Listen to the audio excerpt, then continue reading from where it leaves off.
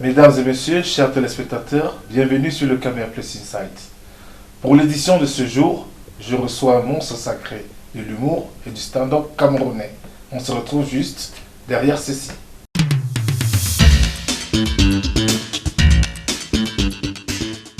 Il est avec nous, il se nomme Nana Ardo. Bonjour Ardo. Oui, bonjour Christian. Bienvenue sur le Caméra Plus Insight. Et le patronyme Nana Ardo, est-ce votre nom ou le nom d'artiste? Nana Ardo, bon, c'est à la fois mon nom officiel et mon sobriquet. Nana, c'est mon nom officiel. Ardo, c'est un sobriquet que ma grand-mère m'a donné depuis la tendre enfance, quand j'étais encore nourrisson. J'avais un Ardo dans la famille paternelle. Ardo, c'est un chef, c'est un titre dans la chefferie traditionnelle. Il s'appelait Ardo Hayatou, c'est en référence à lui que ma grand-mère m'a surnommé Ardo dès l'enfance. Et ce sobriquet a résonné plus fort que mon nom officiel. Si bien que même dans la cour de récréation à l'école, on m'appelait Nana Ardo. Nana Ismaïla, mon vrai nom, ce n'est que quand l'enseignant me remet une copie, quelque chose comme ça, dans un cadre très officiel. C'est à ce moment-là qu'on m'appelle par mon vrai nom. Par le vrai nom. Voilà. Ardo, vous restez collé à la peau. Tout simplement. Et Ardo, comme vous le dites, c'est un nom de notabilité. Oui, de notabilité. Nous sommes dans la région du... je suis de l'Adamawa. L'Adamawa. Du Cameroun. Oui, département de la Vina. Département de la Vina. Ardo, bienvenue sur le Caméra Plus et on va parcourir durant cette émission votre riche carrière artistique et ce parcours qui est pour un jeune qui est dans l'humour et dans le stand-up, un parcours vraiment très très atypique parce qu'il est déjà très costaud. Qu'est-ce qui fait la recette de Nana Ardo ces jours? Je me dis que c'est la passion qui m'a conduit jusqu'ici pour cette modeste carrière. On peut vous soigner de votre maladie, mais jamais on ne vous soignera de votre passion.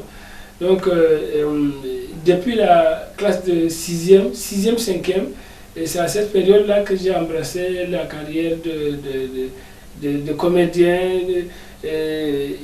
d'humoriste, sans savoir ce que c'est. Grâce à la passion, je suis allé vers le métier, rencontrer les plus grands professionnels camerounais.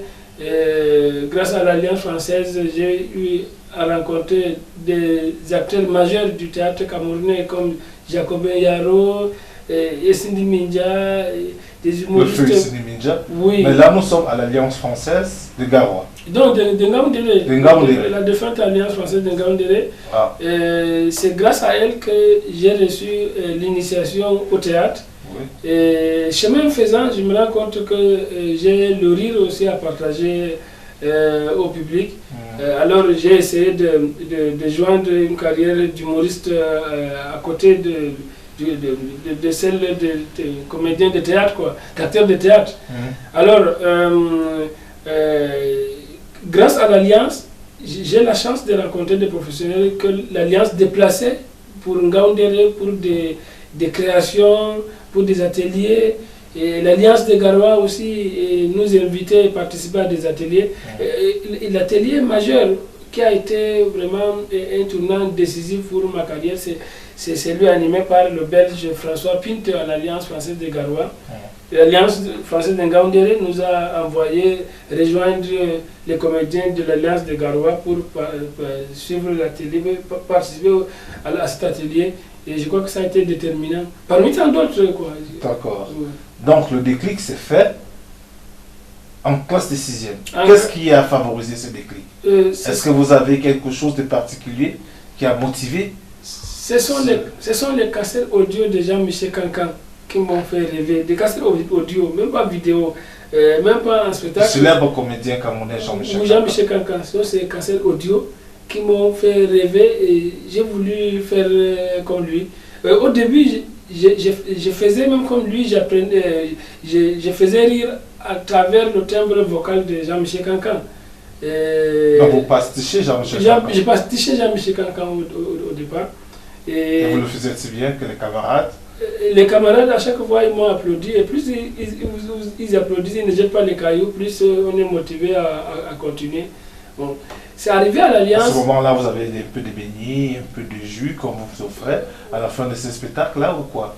Le proviseur Moussa Diafarou, j'espère qu'il nous suit.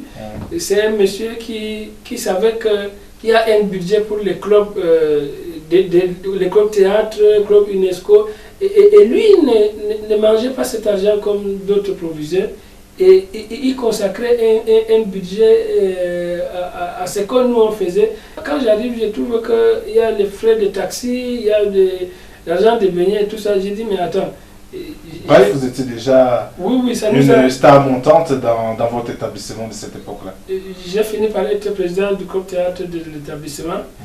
Mais comme on est passionné, on ne s'arrête pas. Il fallait découvrir même ce que c'est que l'humour, ce que c'est que le théâtre.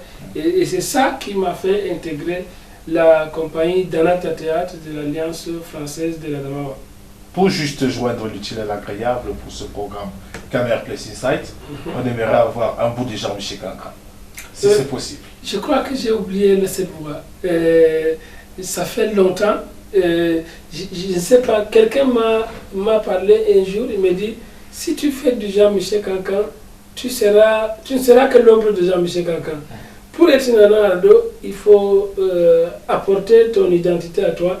Tout ce qu'on va dire ne sera jamais nouveau sur la terre, mais le style qu'on apporte, la couleur qu'on apporte, elle va être unique, plus ou moins unique, quoi, parce que nos empreintes ne sont pas les mêmes, et l'identité qu'on va apporter n'est pas la même. Et ça fait longtemps que je n'ai pas donné cette voix. J'essaie un peu. On va essayer juste de voir si ça peut revenir. Voilà. Et je me concentre. Tout à fait. Mesdames et messieurs, on va se retrouver Nana Ardo dans 2 minutes. Et vous commencez par le commencement. Déjà, c'est toi qui m'avais dit que l'Ukraine n'était pas venu. Je crois que je ne peux pas faire plus que ça. Voilà, je crois que les téléspectateurs ont bien apprécié et apprécieront sa juste valeur. Mais je crois que je ne réussis pas comme au début. Au début, je faisais du Jean-Michel Kankan. Peut-être à 80%, 95%, je ne sais pas. Les autres, c'était à eux de juger. Et maintenant, avec l'âge, je ne me rappelle même pas comment ça se faisait, mais tellement j'ai réussi que les gens m'appelaient même Kankan, quoi. Et votre premier grand spectacle, ça s'est fait à quel moment? Mon spectacle solo, ou bien... Bon, premier grand spectacle solo? Ça doit être en 2006. Quand je suis rentré ici à Yaoundé. Avant, je faisais l'humour en duo. À l'Alliance, j'avais rencontré un autre ami du lycée aussi, qui était un mordu de l'humour. Donc, parallèlement, on faisait une carrière solo, une carrière en duo. En duo. Alors, on a décroché les prix de bronze au FENAC de Bafoussam en 2002, quand on était un duo. Bon, mon spectacle solo commence à partir de 2006. Et le déclic vient du spectacle de Koka Narcisse. Je suis un très grand fan de lui. Et il vient... L'ayatollah du rire au Cameroun. Oui, l'ayatollah du rire. J'étais étudiant en sociologie à l'université de Ngaoundéré quand on programme son spectacle au restaurant universitaire. Et la personne qui l'a déplacé n'avait pas bien organisé le spectacle. Ce n'était pas digne de lui, quoi. On n'a pas fait la promo en tant que tel. Et on est venu, nous on ne savait même pas qu'il allait jouer, on est venu dire, ben, venez en salle suivre un spectacle. Et je vois que c'est Koka Narcisse. Il a joué pendant 1 heure de temps, jusqu'à nous donner des bonus. J'ai adoré. Et j'ai dit, mais pourquoi je ne ferais pas une carrière solo comme Koka Narcisse? Et le déclic est parti de là. Et j'ai commencé à écrire des spectacles maintenant en solo. Oui. Voilà. Et je l'ai expérimenté pour la première fois au Centre culturel camerounais de Yaoundé ici, à l'occasion d'une édition de Yaoundé Fourir, organisée par André Majorakwa. Et un spectacle d'1 heure, ça s'est intitulé Nous sommes tous intelligents, je crois.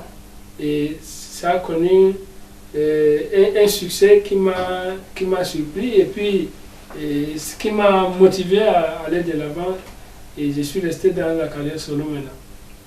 Nana Ardo se définit aujourd'hui comme humoriste ou comme stand-upper, c'est un peu comme ça qu'on dit. Je crois que j'allie les deux. Mon vécu de comédien, d'acteur de théâtre a fait que j'intègre beaucoup de données de mise en scène, d'accessoires parfois dans mes spectacles.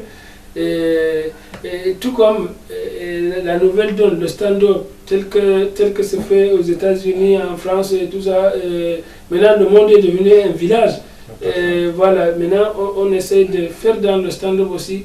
Le stand-up est plus dépouillé en accessoires, c'est comme une causerie comme ça, le stand-up.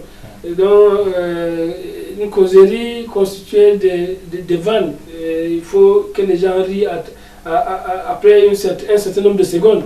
Il y a un nombre moyen de secondes où les gens doivent rire à tout moment.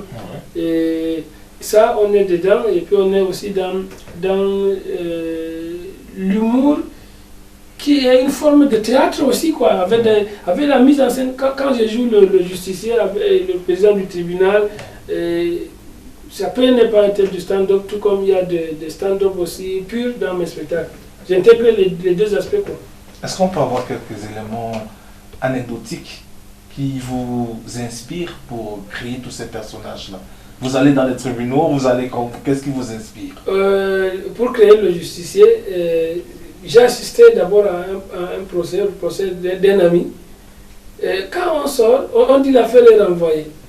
Alors au sortir du tribunal, moi j'étais intrigué. Tout le monde vient se renseigner auprès de mon ami pour savoir s'il a donné quelque chose ou pas. Il dit il n'a rien donné. On dit mais c'est parce que tu n'as rien donné, sinon ton dossier il est vide. Aujourd'hui là on allait trancher et tout ça. Bon, tout ceci peut être fondé ou ça peut ne pas être fondé. Mais toujours est-il que les populations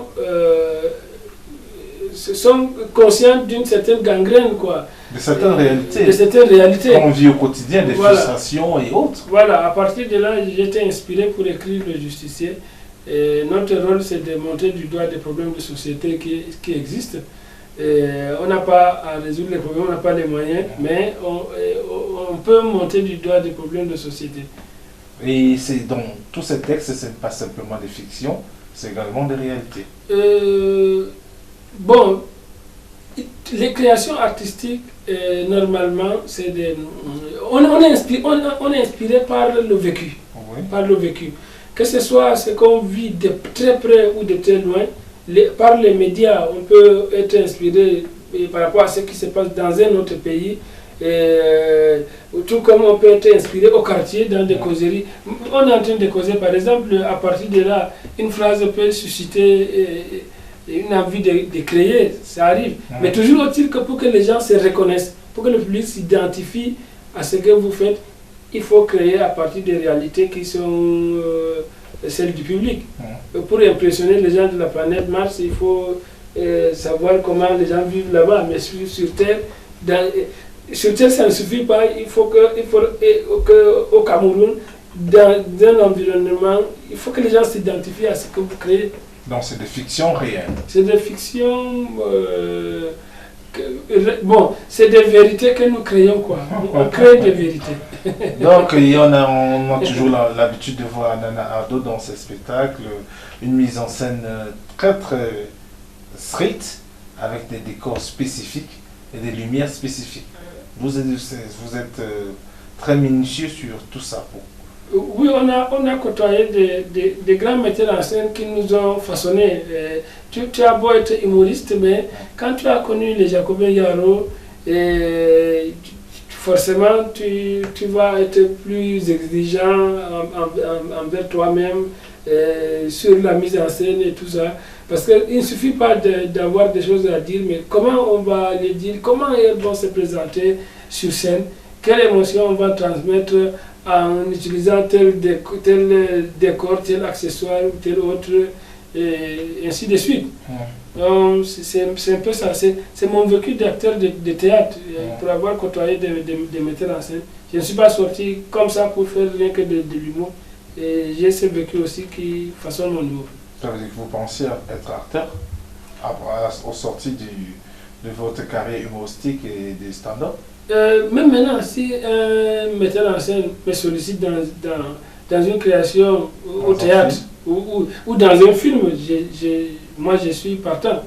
Il suffit que quelqu'un, un réalisateur ou un metteur en scène, sente que je peux je peux représenter un personnage, je le fais. Vous dirige dans ce sens? J'ai eu à jouer dans des films des gens.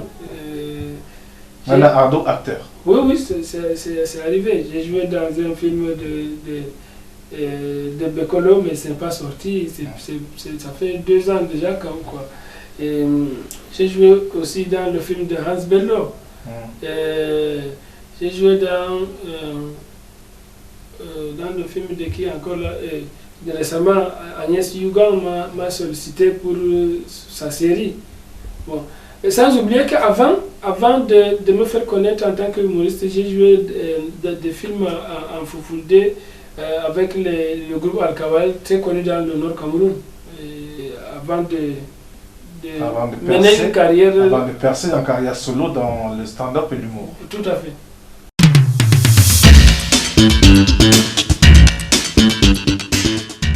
Nous allons vraiment avoir beaucoup de joie dans cette émission du Camera Place Insight. Nana Ardo, ça veut dire que tout petit, vous étiez un garçon calme ou bien les grimaces, ça se faisait déjà? Très petit, à l'âge de 8 ans, comme ça, 7 ans, j'imitais les gens au quartier. J'imitais quand les gens venaient dire au revoir à ma grand-mère. Chez nous, avant d'aller se coucher, les gens venaient de concession en concession, se dire bon, bonne nuit, bonne nuit. Et j'imitais la manière dont chaque papa, chaque veillard venait dire sa bonne nuit. Votre grand-mère? Oui. J'essaie d'imiter et les gens se reconnaissaient et tout le monde ils exagéraient déjà. Donc là, c'était déjà des prémices qui étaient déjà des éléments pour montrer que... C'était inconscient en fait, c'était inconscient. Et c'est Jean-Michel Cancan qui avait ce cassette audio qui aura confirmé tout ça. Qui a réveillé cette passion. Et aujourd'hui dans la rue, quand vous passez, c'est sûr que les gens ils se marrent énormément. Quand on vous voit, les gens vont se souvenir des sketchs et des stand-up sur nous. Bon, maintenant, j'aide les gens à être contents. Et s'ils sont contents, parce que plusieurs fois je les ai aidés à rire. Et dans les rues, les communs, les Camerounais, les autres que vous rencontrez dans le monde entier se comportent quand ils vous rencontrent? Il y en a qui commencent à rire avant de me parler. Il y en a qui comment je vais dire, donc il y en a qui c'est ma voix que les gens reconnaissent aussi rapidement. Ça immédiatement. Oui, c'est ça qui me surprend. On reconnaît plus ma voix que mon visage parfois. Et tout ça, ça me surprend. Et le visage est plus visible quand même, non? Et la voix, il faut que je parle d'abord, mais bon. Mais ça, c'est l'inverse. Les gens vous reconnaissent plus par le timbre vocal. Ils me reconnaissent par le timbre vocal en grand nombre et ça me rend curieux. Je ne dis pas qu'ils dépassent ceux qui me reconnaissent par mon visage, mais ça me rend curieux et chacun a sa réaction quand il me voit. Les prochains défis de Nana Ardo, c'est quoi?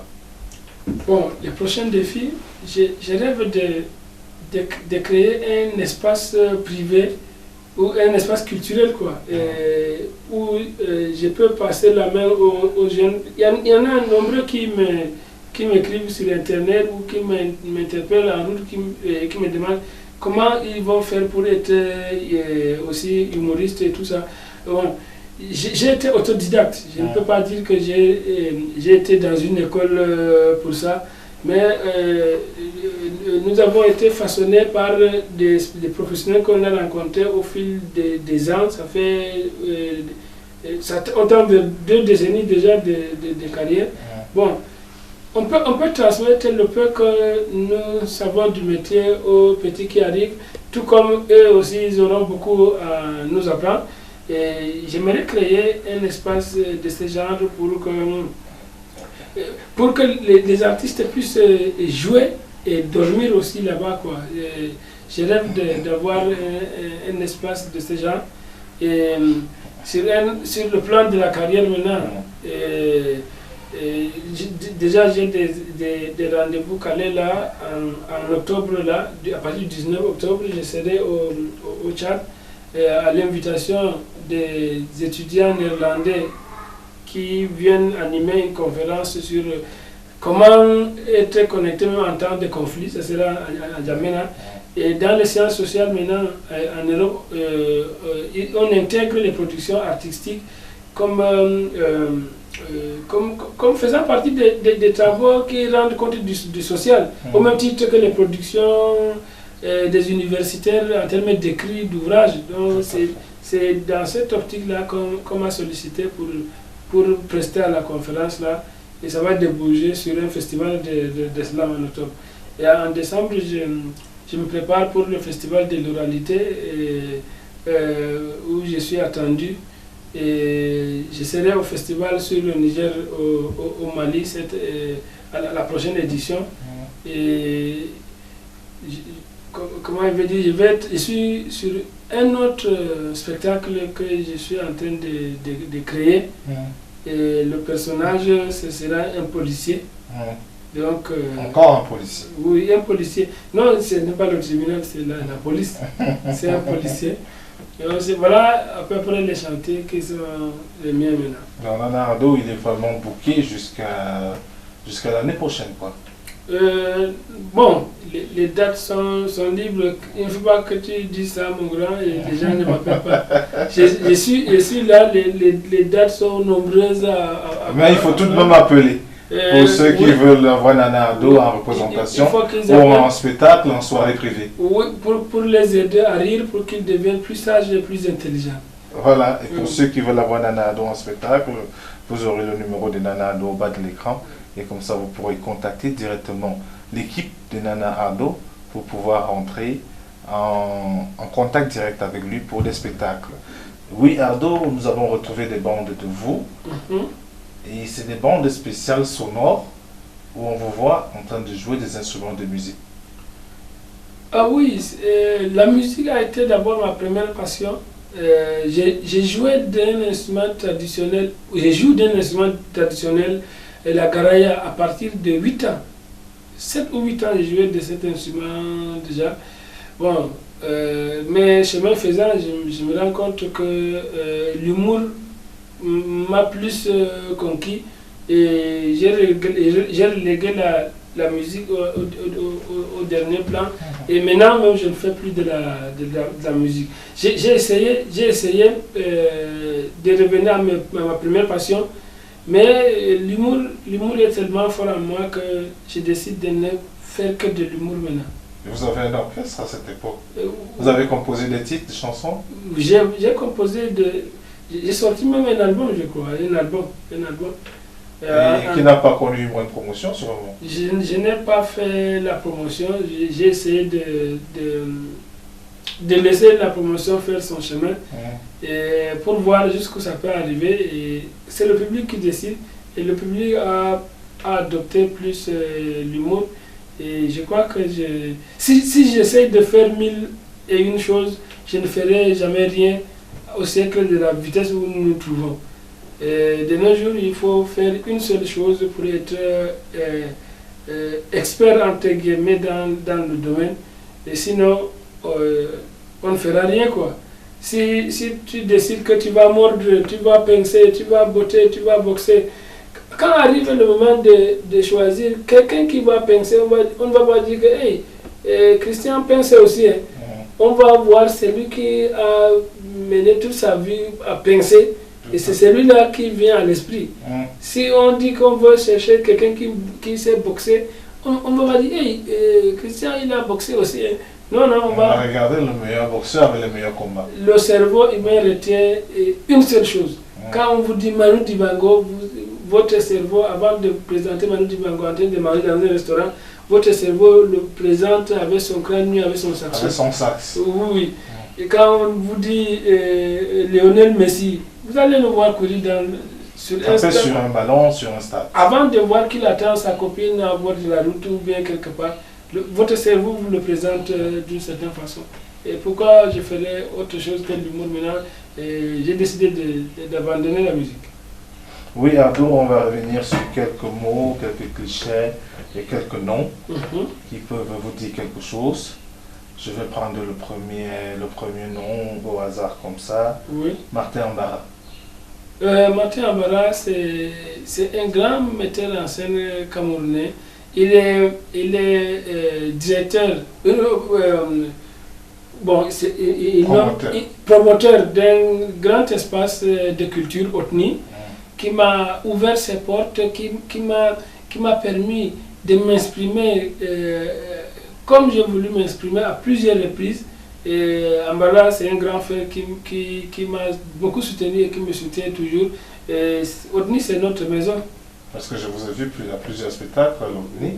Oui. Donc vous êtes en contrat avec l'OTNI ou c'est juste une collaboration amicale avec le promoteur? C'est juste la famille artistique, quoi. Il y a des camarades, les camarades d'alcool, ils se retrouvent pour boire, non?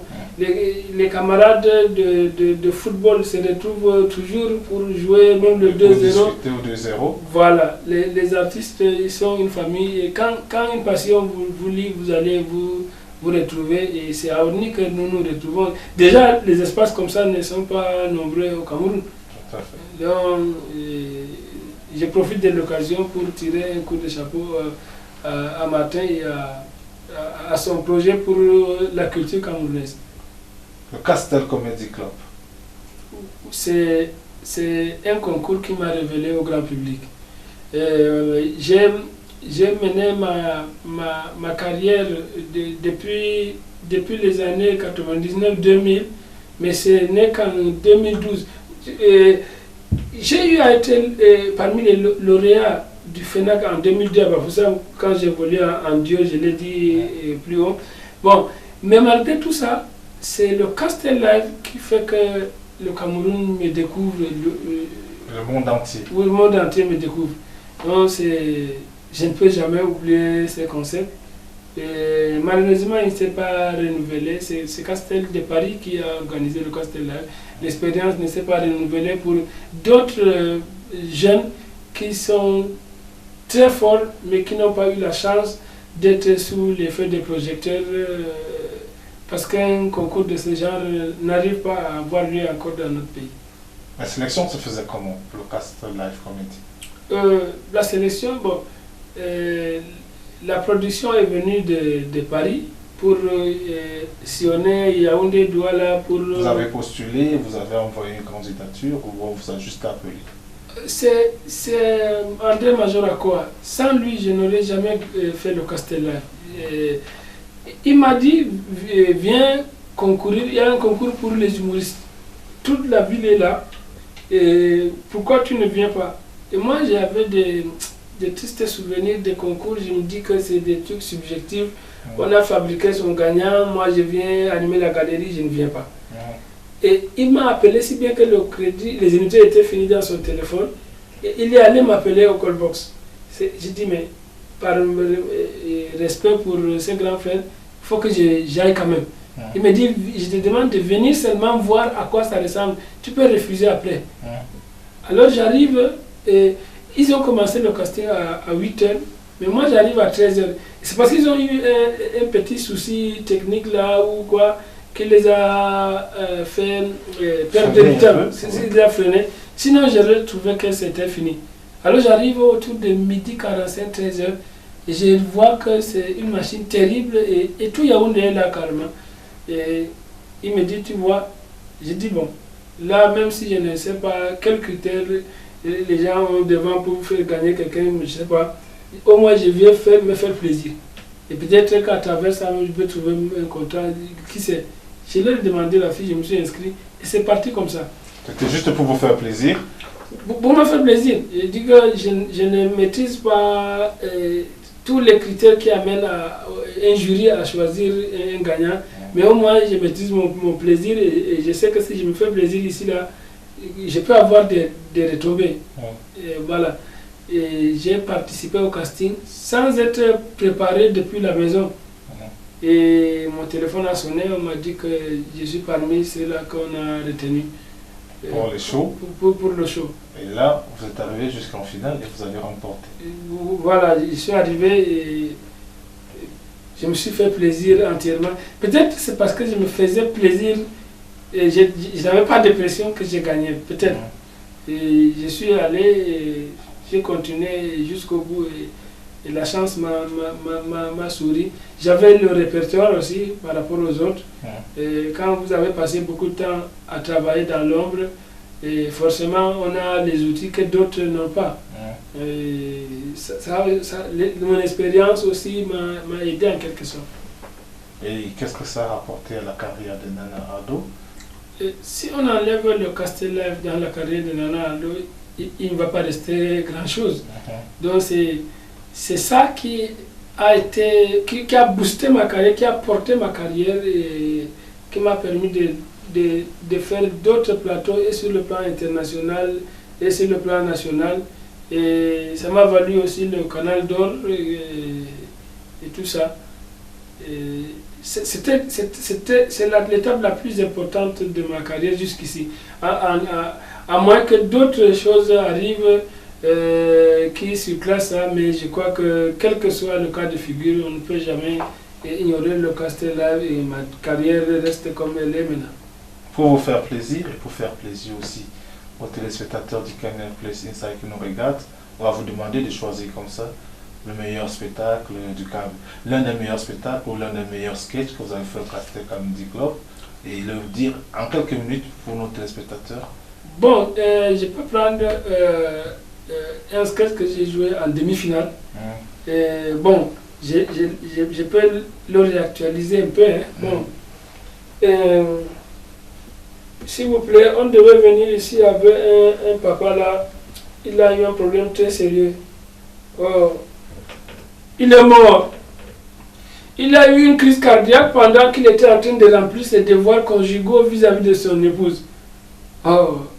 Et après, les policiers sont allés trouver que il a laissé ses papiers officiels là et il a laissé un papier format où il a écrit « Je suis dans la conjugaison ».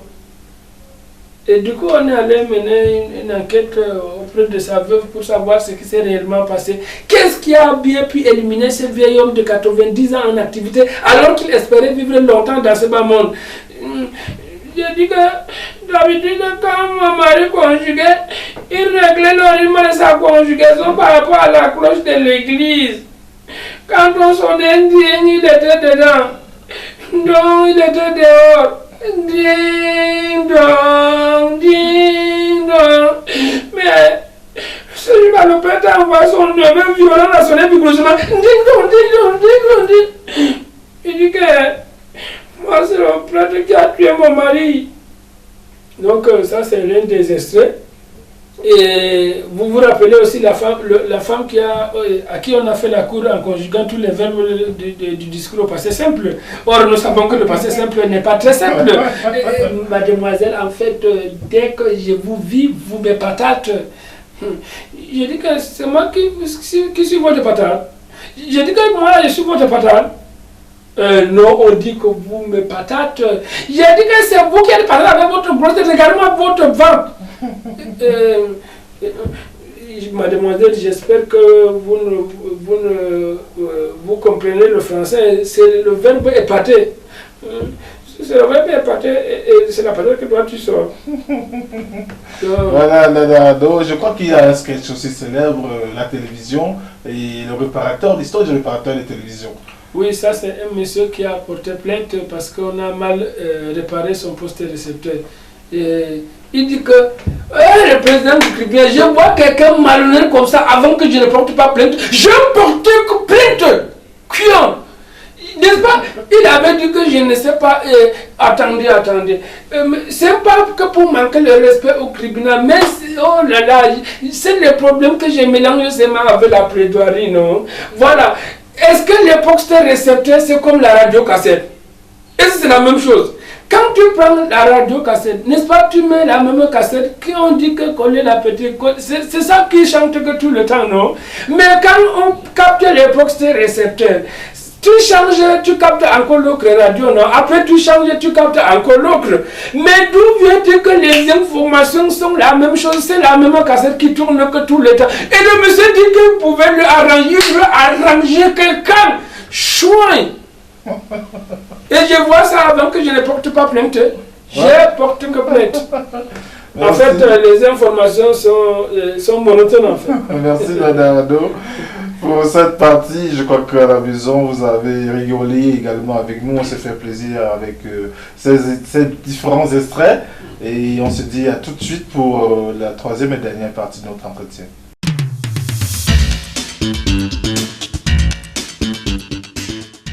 Nous sommes toujours en compagnie de Nana Ardo, l'artiste humoriste et du stand-up camerounais, avec qui nous allons nous entretenir pour la troisième partie. Nous sommes sur la ligne droite de fin de notre programme. On va rester toujours sur les clichés, Nana Ardo, et quelques noms. Ok. Daniel Ndou. C'est l'un des membres du jury du Castellet. C'est un grand nom de l'humour camerounais, c'est le pionnier en fait. Et il a fait la belle époque de... C'est le classique de l'humour camerounais. Daniel Ndou, à la même époque que les Jean-Michel Cancan. Et moi particulièrement, c'est quelqu'un qui a jugé mon travail lors du Castellet, membre du jury. Il a été convaincu? Oui, il était convaincu, sinon il m'aurait éliminé. Comme Narcisse, on en parlait de tout à l'heure. Voilà, ça c'est mon grand à moi. Kokam Narcisse, c'est l'un des rares humoristes qui arrive à me faire rire. Il peut jouer le même sketch 1000 fois, j'ai ri 1000 fois. Kokam Narcisse. Et c'est quelqu'un qui m'a inspiré à faire dans le solo. Et c'est quelqu'un qui m'a adopté aussi comme son enfant à lui. Et la dernière fois, lors du mariage de sa fille, quand il m'invite parmi ses amis, et c'est moi le moins âgé, je suis un enfant, ça m'a beaucoup marqué, je n'oublierai jamais ça. Il vous invite parmi ses amis? Parmi ses amis. Ça, vous avez des rapports vraiment privilégiés? Oui, des rapports privilégiés. Et Kokam Narcisse, c'est mon papa. S'il nous suit, je le remercie toujours comme je le ferai toujours. Je dois lui être reconnaissant toujours. Oui, Nana Ardo, tout à l'heure on a parlé de vos projets. Vous avez parlé d'une école pour transmettre le savoir et votre expérience. Et je crois que... Est-ce que vous avez commencé à cogiter? Une école, c'est trop dit. Un espace où quelqu'un peut venir s'exprimer et où je peux loger quelqu'un. Quelqu'un peut venir d'un autre pays ou d'une autre ville du Cameroun pour que je puisse le loger et que même s'il a à travailler, à répéter ou bien à créer, ou s'il est au début, je peux l'encadrer pour un temps, quoi. Et vous avez commencé à travailler dans ce sens-là déjà? Ça fait 1 an et demi que je suis sur le projet. J'espère qu'il verra le jour. Et quand on n'a pas de grands moyens, et la passion qui nous guide à mettre sur pied un espace pareil, je crois que pierre après pierre, ça va aboutir. Tout ce qui existe, ça doit d'abord commencer dans la tête. Et je crois que c'est aller un peu même au-delà de la tête pour prendre forme petit à petit, pierre après pierre, comme je dis. Donc aujourd'hui, quand on voit la frénésie et l'amour que vous avez auprès du public aujourd'hui dans vos spectacles, c'est presque toujours plein. C'est des guichets fermés, pour utiliser un jargon propre aux footballeurs et dans leur enseigne. Mais est-ce que vous, Nana Ardo, aujourd'hui, vous pouvez dire que le stand-up, l'humour, vous a rendu riche? Bon, si je dis que l'humour, le stand-up si je dis que cet art ne m'a rien donné, c'est que je suis ingrat. Donc, je ne peux pas dire que je n'ai rien eu et je ne peux pas non plus dire que je suis riche. Bon, je n'ai pas embrassé le métier parce que je suis à la recherche d'argent à tout prix pour être riche. Non, je crois que partout où tu es passionné, l'argent, la reconnaissance arrive et en termes d'argent aussi, c'est une sorte de reconnaissance. Et cette reconnaissance que j'ai reçue de ceux qui ont aimé mon métier, cette reconnaissance m'a permis d'être à l'aise. Être à l'aise, c'est relatif. Quelqu'un va dire qu'il est à l'aise, c'est quand il peut aller sur la lune et revenir, c'est comme ça qu'il est à l'aise. Quelqu'un d'autre va... Chacun a ses indicateurs d'être à l'aise, mais l'humour m'a donné le minimum. Si je dis que je n'ai pas reçu de ce métier, ce minimum que j'ai aujourd'hui, je suis ingrat. Je ne peux pas dire que ça ne paye pas, c'est être ingrat. Donc en termes de quantification, on ne peut pas quantifier les chiffres exacts de... ça m'a donné en quantité et en qualité aussi. Par exemple, les rapports que toi et moi nous avons, on ne peut pas quantifier ça. On ne peut pas quantifier. Et les rapports que j'ai eu avec beaucoup de personnalités dans ce pays, soit quelqu'un t'appelle pour jouer à une fête privée et vous devenez quelqu'un de sa famille en quelque sorte. Dès que les contacts sont là, on s'appelle constamment, et on se soutient, ça veut dire que tu as formé une famille. Donc l'humour m'a élargi ma famille. Et les relations que j'ai gagnées dans ma vie, c'est pas à travers quelque chose d'autre, c'est à travers l'humour. Et sans oublier l'argent aussi que ça m'a donné pour stabiliser ma personne, ma petite famille, tu vois. Donc, on ne peut pas quantifier tout ça. On ne peut pas quantifier tout ça. Mais dire que je n'ai rien gagné, c'est ingrat. Et dire que je suis riche aussi, c'est prétentieux quand même, non? Donc, mais le rapport, comme on parlait des familles aujourd'hui, quel est votre rapport dans votre famille? Est-ce qu'on vous voit plus comme ce comédien qui fait rire, ou bien c'est d'abord comme l'enfant de la famille? Non, on me considère comme... on ne me voit pas comme personnage dans ma famille. Je suis une personne dans ma famille, et personnage, c'est ailleurs, quoi. On ne mélange pas les deux. Et ma famille même, au départ, n'acceptait pas que je fasse dans l'art. C'était mal vécu au départ. Bon, maintenant, on ne me dit pas qu'on a accepté, on ne me dit pas, on n'est pas... contre? Non, on n'est pas très hostile comme au départ. Et je crois que soit ils se sont résignés, soit ils ont accepté. Bon, toujours est-il que ce qui compte, c'est ce qui vous rend heureux. Et moi, à travers l'art, je suis heureux. Mais ils auraient voulu que Danardo soit plutôt un médecin, un fonctionnaire? L'être humain est toujours très fort pour trouver un métier qui vous correspond. Je peux ne pas savoir ce qu'il me faut à moi, hein, mais je peux savoir que non, monsieur Christian Nana, il lui faut il lui faut tel métier, il lui faut telle façon de vivre. L'être humain, il a des médicaments qu'il vous faut, mais sans penser à lui-même. Il soigne autrui sans se soigner lui-même. Exact. Toutes les familles ont des métiers pour leurs enfants, entre guillemets, parfois. Hein. Et même si on ne propose pas, le fait d'accepter ou de ne pas accepter montre qu'on veut décider à la place de l'autre. Là, vous n'avez jamais été d'accord avec ça? Non, je n'ai pas été d'accord, j'ai voulu être moi-même. Et être moi-même, c'est pratiquer le métier que la petite voix intérieure me dit, vas-y, vas-y, c'est ça que j'ai écouté. Et aujourd'hui, je ne regrette pas.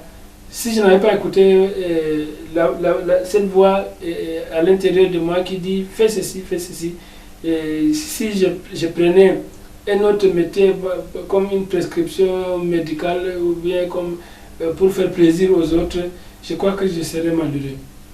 Si vous avez un frère ou un enfant qui veut faire une carrière artistique ou la même chose que vous l'empêcherez ou vous allez favoriser cela? Je n'encouragerai pas quelqu'un ou je ne découragerai pas quelqu'un à faire un métier. Ce qui compte, c'est ce que la personne aime. Si mon enfant dit j'aime faire dans l'humour, je vais lui apporter tout le soutien pour qu'il fasse dans l'humour. Et je ne vais pas obliger l'enfant à faire exactement ce que j'ai fait. Je ne projette pas mes propres rêves sur quelqu'un, puisqu'on a dit que les empreintes ici ne sont pas les mêmes. Pour peu qu'on change d'individu, personne n'a les empreintes ici. Alors même à l'intérieur de nous, personne n'a, comment il veut dire, les indicateurs du bonheur tels que nous fixons notre bonheur à l'intérieur de nous-mêmes. Donc, il ne faut pas projeter sa vie sur quelqu'un d'autre, fût-il votre enfant ou bien votre neveu ou votre cousine, je ne sais pas. Alors, Ardo, nous tirons vers la fin de notre programme. S'il y avait un conseil à donner à des jeunes qui veulent embrasser la carrière du l'humour ou du stand-up, qu'est-ce que vous leur donneriez comme conseil, comme élément à tenir en compte? Il y a un certain nombre d'éléments. Je crois que les métiers se rejoignent. Et mon expérience dans l'humour me dit que pour faire carrière, il faut d'abord aimer. Demande-toi, est-ce que tu aimes d'abord l'humour? Et si tu n'aimes pas, ça ne sert à rien. C'est parce que tu vas aimer que les obstacles ne te décourageront pas. Les obstacles même vont te stimuler.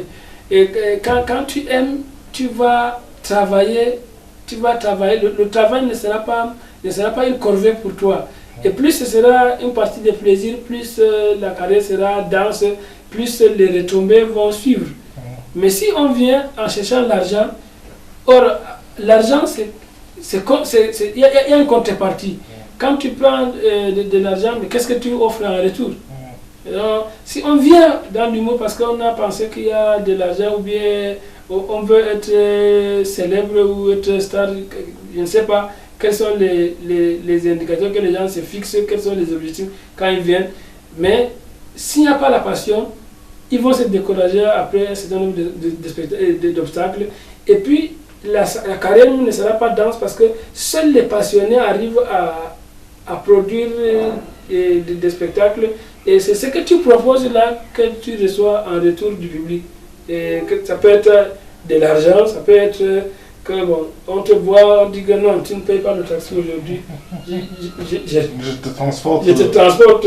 C'est un honneur pour moi de te transporter. Voilà, ça c'est on te retourne ce que tu as donné. Voilà, si tu n'as pas la passion, tu ne peux pas amener les gens à être passionnés. Donc c'est quand tu es passionné pour un métier que tu reçois le retour. Donc c'est être passionné, je crois que c'est la clé. Celui qui est passionné, il est enthousiaste. L'enthousiasme et la passion, si on ne les ressent pas quelque part, il faut changer de métier. Et inutilement de demander aux gens, il faut travailler. Si les gens ne sont pas passionnés, si votre travail c'est une corvée, n'est-ce pas, même quand vous commencez à travailler, vous pensez à la pause. La pause même vient quand, ça veut dire que vous n'allez pas travailler. Moi, je conseille que quelqu'un embrasse un métier pour lequel il a une grande passion. Voilà. Ça aurait été un plaisir, Nana Ardo, de vous avoir sur le plateau du Camera Place Insight. Qu'est-ce que Nana Ardo peut dire comme mot de la fin? Bon, comme mot de la fin, bon, comme l'avant-dernier mot. On peut dire... Je suis très content, grand frère, que vous ayez mis sur pied, avec ton équipe et toi, que vous ayez mis sur pied une plateforme aussi costaud, aussi impressionnante pour aider la culture de notre pays à se faire connaître. On dit souvent malheur à ceux-là qui se font filmer par les autres pour être diffusés par les autres. quand le Cameroun, à travers des initiatives comme la tienne et ton équipe, décide d'avoir ses propres images pour les projeter au monde, je crois que c'est une très grande richesse. Et courage à Camel Place. Et merci beaucoup. Nous nous enrichissons chaque jour. Nous sommes là pour accompagner des initiatives glorieuses comme la tienne, comme celle que beaucoup d'artistes et d'hommes de culture ont au Cameroun, et pour pouvoir diffuser cela et faire connaître au monde entier ce qui se passe au Cameroun. Merci à vous. C'est un très grand rôle que vous jouez pour notre pays et pour l'Afrique même. Parce qu'avant, c'est les autres qui nous filmaient. Et si des initiatives comme celle-ci se mettent en place, ça va faire qu'on connaisse la culture de notre pays, ça va valoriser le travail des artistes que nous sommes. Et merci vraiment pour l'initiative. Voilà, chers téléspectateurs, mesdames et messieurs, on va revenir vers Nana Ardo pour la conclusion, comme il a dit. Ça aura été un plaisir de vous avoir sur le Camel Place ce jour, et on va se dire à la prochaine, tout en restant sur Nana Ardo pour le mot de la fin et la conclusion de ce programme. Oui, la conclusion, c'est qu'on va rappeler certains proverbes. Tu vois, quand on voit l'efficacité de ce que tu fais sans que tu aies besoin de faire du bruit, ça rejoint un proverbe de l'Ouest qui dit que dans la sauce jaune, c'est l'huile de palme qu'on voit qui se vante, mais dans la bouche, c'est le sel qu'on ne voit pas, qu'on ressent. Et le proverbe dit aussi que c'est quand un moustique se pose sur tes testicules que tu comprends que la violence ne résout rien. Les Africains peuvent mentir, mais dans le proverbe, ils ne mentent jamais. Le proverbe dit que quand tu veux dire à une jeune demoiselle, prends tout ce que tu veux, bébé, ne va pas ailleurs, va dans un bénétariat, parce que là, elle ne peut pas prendre le haricot de plus de 1000 francs. Ça va déranger son ventre. Et le proverbe dit aussi que quand tu vois une femme enceinte, il faut savoir la respecter parce que c'est pas facile de marcher partout avec la preuve qu'on a couché avec un homme. Donc, merci beaucoup. Merci. Ciao, à la prochaine sur le Camel Place Inside.